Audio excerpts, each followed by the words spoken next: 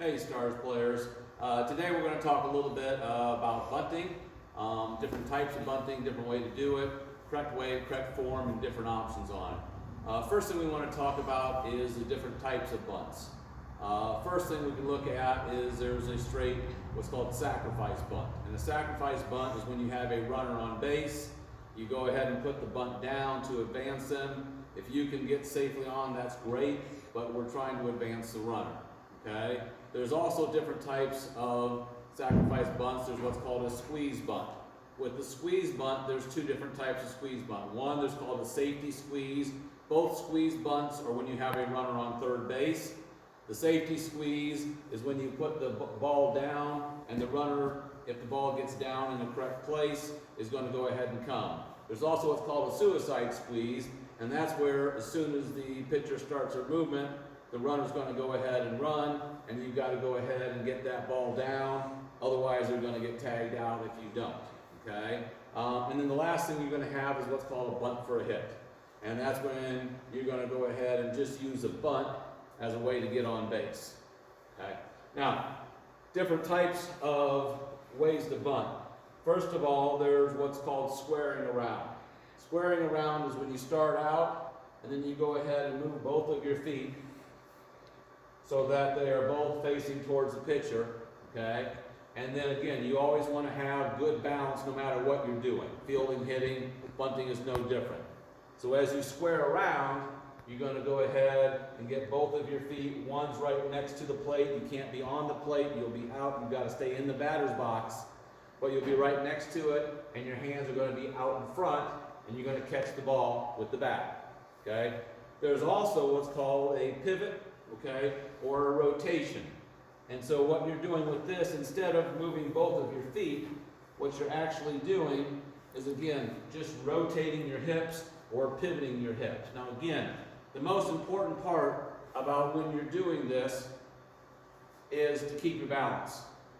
No matter what you're doing, whether you're doing the squaring around or whether you're going to go ahead and do the rotation, both of these are going to be ones where you've got to have good balance. The way that you work on this is you keep practicing, practicing, practicing. Now, my preferred way is actually get used to doing the pivot or the rotation, because with this we can then build upon that for the bunting for the hit. Okay? But whatever you're most comfortable with is fine. Now, what do you do with your hands when you bunt? So a lot of times they'll say you slide up this hand, and that's okay, and keep this hand where it's at on the base of the bat. And I'm okay with that. The problem I see, and the reason I don't normally do that when I bunt, is because when you reach for the ball and your hands are reaching for the ball, they're about 1.5 feet apart. Okay? And if one hand isn't moving just perfectly in unison with the other, the bat's going to wiggle more. What I like to do is actually when you bring your hand up, this other hand comes up a little bit. So now your hands are only maybe about 6 inches apart. Kind of the same way you would catch a ball. You catch a ball, hand and glove together. You catch a basketball, they throw it to you, 2 hands together. Catch a football, your 2 hands together. So the same type of thing here. And now whenever you move your hands are almost right next to each other, so you got better control of the bat. Again, when you do this, you have to practice it. You're going to go ahead and come around, hand slides up, other hand slides up with it. So that's my preferred, and I think most people will have better bat control by doing that, but you need to practice that. Okay? Now, some drills that we can go ahead and do, we'll start in a little bit. Other thing I wanted to talk about is when you do square around, if you notice my bat angle, okay, the barrel of the bat is above my hands and it's above the knob of the bat. Reasoning for that is when you do bunt, you're going to try to catch the ball on the bat, and you're going to catch it here, you're more likely to do the bottom. If you have your hands like this, when you catch it, you're more likely to hit it on the top part of the bat and pop the ball up. And that's going to be an easy out for the defense. Okay? So first drill we're going to have is just a simple, what I call catching the ball. Okay? So to do this, what I tell you is, one, bring this hand way up on the bat. Okay, pretend like you're going here. You can actually flip the bat around this way if you want to, so you're not holding this back part of the bat. flip the bat this way, okay? And then when you slide your hand up, you slide this hand up just like this, okay? And you keep this bat right here on your wrist. Because in essence, if you can catch a ball, you can bunt. So again, flip the bat around, pretend like you're hitting, pitcher goes ahead and pitches the ball, and you catch it, and you flip it back to him. Again, round, you catch it, and flip it back to him. That's a simple drill that you can have mother, brother, father, whoever help you out with that. Just flip balls to you, okay? Once you've done that and you practice again, using the footwork, using your hands sliding together, now you go ahead and work on just simple bunting, okay? First thing you're gonna do is you just move around and go ahead and put a bunt down. Every time, move around and put the bunt down. You can work on going to third base. You can work on going to first base, okay? You can work on the different ways. Practice, practice, practice. It's like anything else.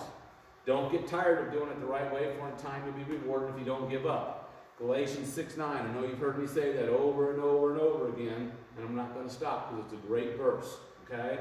Now, the next drill you can have is going to be kind of a rapid pitch, okay? And this just gets your hands used to catching the ball with the bat, okay? So in this one, you're not going to square around every time. You're going to square around, and the pitcher is going to get however many, 5, 6 balls in their glove, and they're just going to flip one after another, and you just keep bunting them down. Here we go.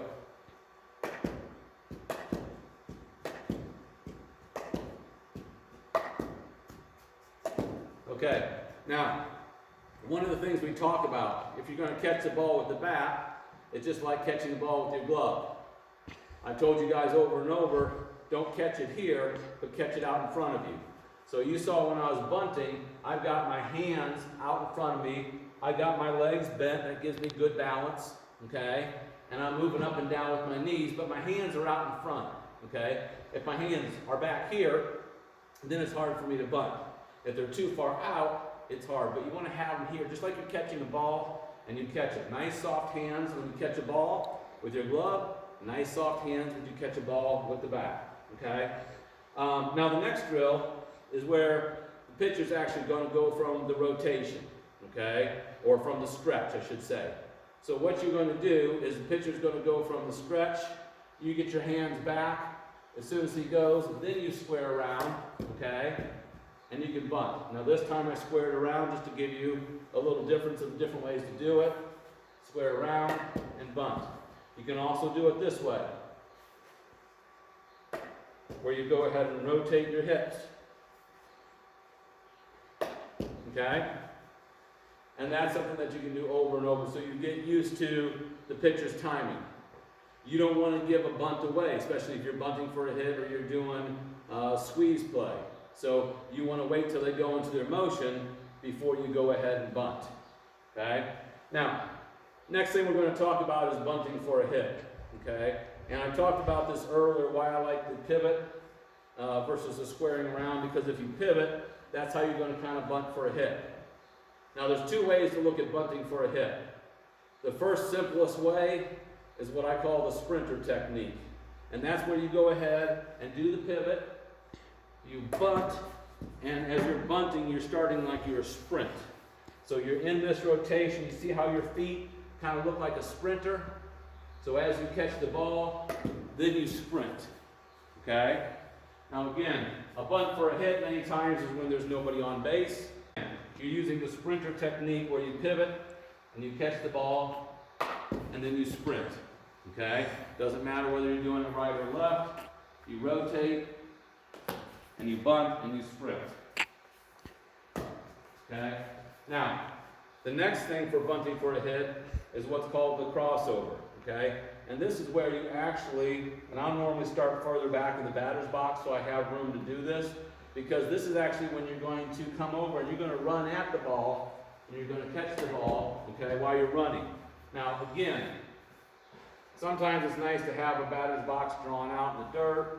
Moms or dads, you can even take a 4x8 piece of plywood and go ahead and cut out the dimensions of the batter's box, whether it's for softball or baseball, so your kids have the exact size so they can get used to the footwork. Because this is a real important one to be able to do the footwork. And this takes a lot of practice, okay? And this is also why I like the hands closer together, because you're actually going to be moving when you do this. This is kind of the equivalent to turning a double play, where you're running towards the base, catching it, and getting ready to throw at the same time. Same type of thing, but you're using your hands all at the same time with this. So in this move here, I'm going to go ahead and go, okay? And this next step, so what I'll be doing here is I start back, I step here, just wait a second, I step here, okay? And then I'm going to try to go ahead as I'm running, catch the ball before this foot steps. Now the benefit to this is we're getting a little closer to the base, but we also are getting a running start. So when we're doing this, you're going to go ahead and add about 4 or 5 feet to getting closer to there, because you're getting a little closer by a couple of feet, and then you're also got a running start, so you're getting faster and faster. So in real motion, this is what it'll look like. Okay? And again, why I like to start just at the back of the batter's box on this, so it gives me time to go ahead and square around, step, this foot's got to be in the batter's box, then I'm going to catch it right here before this foot goes. So I'm going to go ahead and do this one more time. Oop, sorry. I need to practice myself here. Okay. Okay, so you're catching it as this foot crosses over and steps. You're catching it right here and then running. I'll do that one more time, and then I'll go ahead and try to do it left-handed. You're throwing it at me, man. Throw it over the plate. One more time. Okay, let's do one more time here. Wait till I start pulling out since you're so close. Okay? Now, left-handed, again, it's the same thing. Wait to throw it. You're going to be coming around, you're going to hit it here, okay? You're going to take this step. We want to make sure, too, when we're doing this left-handed, sometimes people go ahead and step too far away. As you're actually stepping, you're going to be able to see where the ball's coming. So this step, you can decide whether I need to step here to get the outside pitch, I need to step here to get the inside pitch. The more you do it, the better you'll get at that. Okay? Okay? And then you're going to get the running motion. Again, the bunting for a hit takes a lot more practice, especially when you're doing the start and you're running into it. It also is something that you can develop later, especially in softball, if you're going to do the crossover or the running hit, where you do the slap at the same time. The footwork is very key to this, okay? The hands are important, so you need to make sure you're focused and working on both, but you got to get your footwork. So sometimes you want to just work on your footwork, boom, boom, okay? Pretend you got somebody throwing to you. You don't even need to have somebody throwing. Hands, hands, step, bunt, move, okay? Pretend you got a pitcher, okay? Same thing here. Square around, step, bunt, there. And again, keep those hands in front of you. Keep soft hands. If you're a good fielder, you should be able to be a good bunter. If you work and become a good bunter, you become a better fielder. All right, that's all I've got for you today. I'm actually not going to do a Bible lesson like I normally do. If we talk about sacrifice, obviously we all know Jesus made the greatest sacrifice for each and every one of us. And this is actually a good time. It's a few weeks after Easter. You know, parents, sit down, talk to your players and stuff there. You know, what does sacrifice mean? Okay? In today's day and age, who all is making sacrifices? We've got doctors and nurses, first responders making sacrifices right now. We've always had military personnel making sacrifices, okay? So you can talk a little bit about sacrifice in general, and I'm going to leave that up for the parents. The other thing I did today, this is Sunday, and I did a sermon at Armington Christian Church. And it's a sermon a little bit about what we need to do, how to make a commitment to God, and that commitment's not just in baseball or softball, but it's in our everyday life. So I would encourage you guys to go to Armington Christian Church's Facebook page, and on there they should have a Facebook Live section that has that sermon from today. So if you get a chance, you got nothing better to do.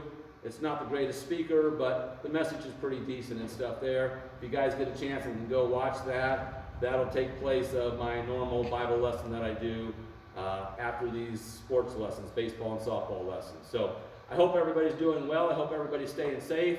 I can't wait to get back with you guys and start coaching on you guys as individual teams. But for right now, stay safe and have a great day. Thanks.